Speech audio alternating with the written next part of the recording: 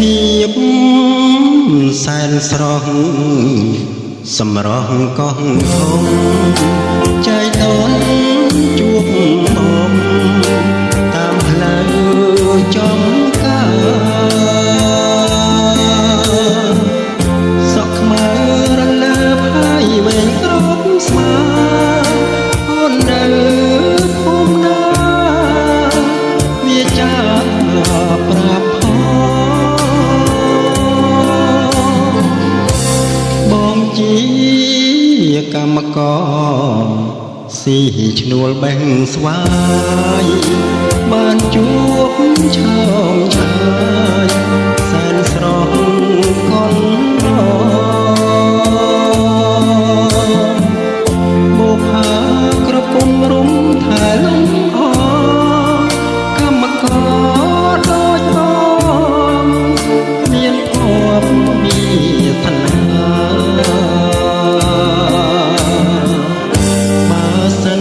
ជាស្រីអូននាងអាណិតគួរអាសូរចិត្តដល់រូបមរីយមរាបងនឹងចូលស្ដីស្រីដល់មេបាគិតគូខាន់ស្លាស្នាដល់ចាស់តោ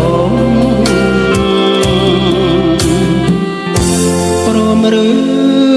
មិនព្រមសូមស្រីអូនឆ្លើយកុំនៅកូនតាណាស្រស់មានមកសូមអូនប្រណីដល់ក្តីស្នេហ៍ខ្ញុំកុំអើយទុកធំព្រោះស្នេហ៍ជីវ៉ា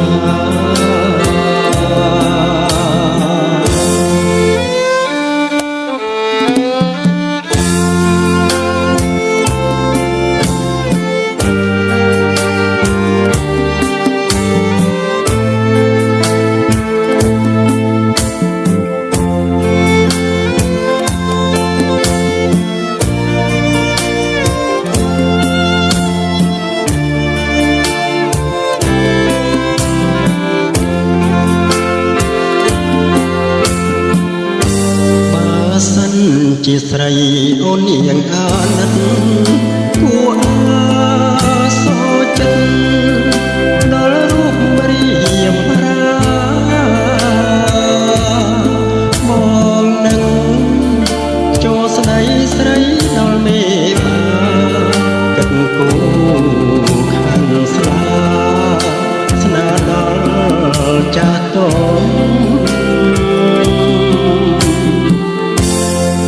ឬមិនព្រមសូមស្រីអូនឆ្លើយកុំនៅកូនតាណាស្រស់